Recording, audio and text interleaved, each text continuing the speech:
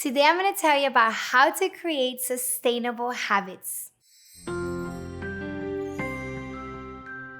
If there's anything you want to change in your life, it probably involves a habit. So let me show you how to create new habits that serve you and support you in achieving your goals in 2 simple steps. Number 1, you're going to connect that habit to purpose.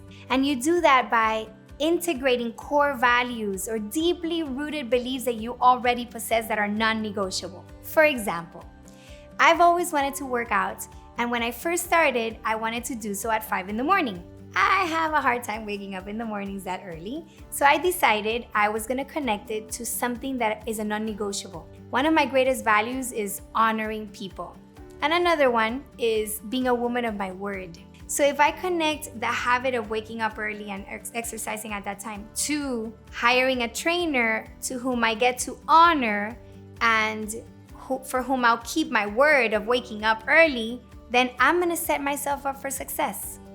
What can you connect your habits to? Another thing that I've done is faith is deeply important to me, and when I promise something to God, I never break that promise. So sometimes if I want to stop eating sweets, I make it a promise and I offer it in the form of fasting for an intention.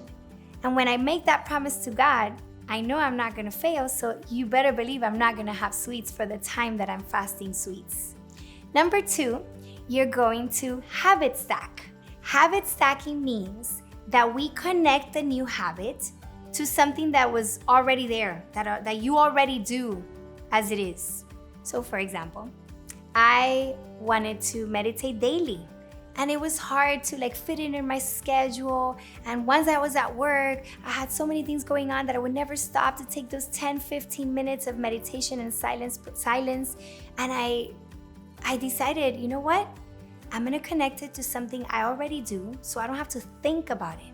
I take my kids every day to school, and they go to a Catholic school, so there's a Blessed Sacrament and a church in the school. So I decided that I was going to meditate right after drop-off. Then I dropped the kids off, I parked the car, and I went to pray and practice silence.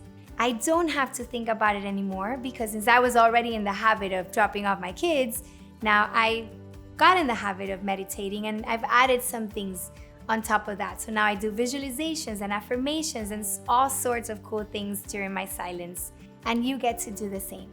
So if you want to change the habits or you want to create new ones that support you in achieving your goals, do these 2 things.